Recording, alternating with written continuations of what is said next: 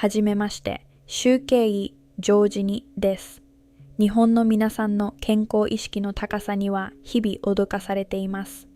でも、その良かれと思って続けている習慣が、実は意識の判断を迷わせることがあるんです。今日は美容のためにサプリメントを飲んでいる方にどうしても知っておいてほしい盲点についてお話しします。あなたの健康を守るための知識として、ぜひ最後までご覧ください。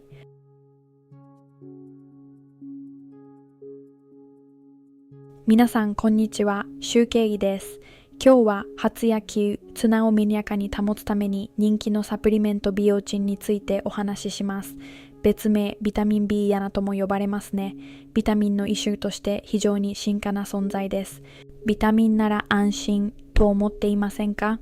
もちろんビオチン自体は素晴らしい栄養素です。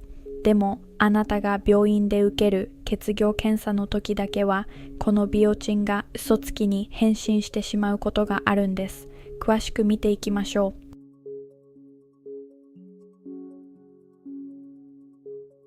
なぜサプリが検査に影響するのでしょうか？現代の精密な血液検査では成分を特定するためにツイキビズとビオチンを測定の血合計として使っている項目が非常に多いんです。これが検査の強度を支える点となっています。そこにあなたがサプリで摂取した大量のビオチンが流れていると、検査キット無知のビオチンと混ざり合い測定を邪魔してしまいます。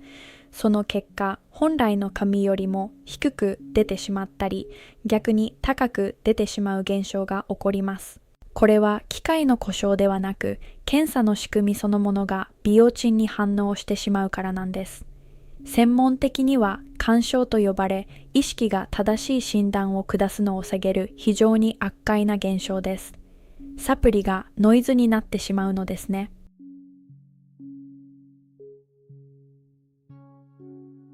特に注意が必要なのは心筋梗塞の見通しです。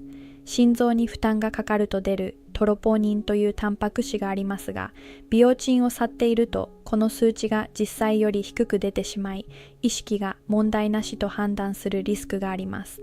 これは命に関わります。次に下層線です。ビオチンの影響で本当は正常なのにバセドウ病のような異常死が出てしまうことがあります。これにより副作用のリスクがある強い腰が不要に処方される原因になりかねません。これは非常に多いケースです。不妊治療や更年期の検査でもホルモン値が正しく判定できなくなります。大切な治療方針がサプリの影響で狂ってしまうのは避けなければなりません。精密な治療を行っている方ほどこの影響を制せしてはいけないのです。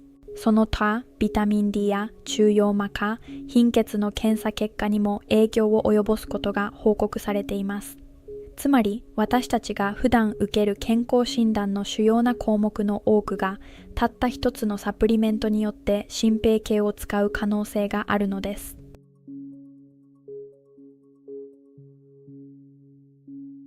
一般的な仕事からの摂取メコネは1日あたり約50マイクログラム程度。しかし、美容目的のサプリメントにはその100倍から200倍、5ミリグラムから10ミリグラムものビオチ塩が含まれていることが一般的です。これは完全に医療レベルの量なのです。この高容量のビオチンを摂っている場合、検査の最低3日前、余裕を持って1週間前には摂取を止める必要があると言われています。サプリが体から抜けるのを待ってから正確な自分自身の数値を確認することが重要です。マルチビタミンを飲んでいるだけだから大丈夫と思わずに一度お手持ちのサプリメントの裏面を確認してみてください。ビオティンまたはビタミン B サラモと書かれていませんか？意外な製品に誤配がされていることがあります。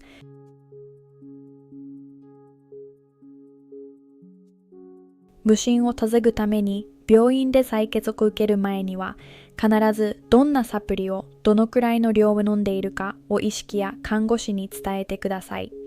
サプリの代をそのまま記算したり、成分表をスマホで写真に撮って見せていただけると非常に助かります。意識はあなたがサプリを飲んでいる前提で検査結果を解釈することができます。あ、この人はビオチンを飲んでいるからこの数値は割り引いて考えようという判断が可能になるのです。あなたの情報を共有することがあなた自身の健康を守ることに直結します。皆さんの美しさと健康を守りたい気持ちは私もしっかり理解しています。でも、サプリメントの恩恵を受けるためには、同時にその影響も正しく知っておく必要があります。先く安全にサプリメントと付き合っていきましょう。先生、このサプリ飲んでるんですけど大丈夫ですか？と聞くのは決して恥ずかしいことではありません。むしろ私たちはそういった情報を一番求めています。今日の内容が皆さんの参考になれば嬉しいです。それではまた次回の動画でお会いしましょう。周行儀でした。再見、中国語でまた会いましょう。さようなら。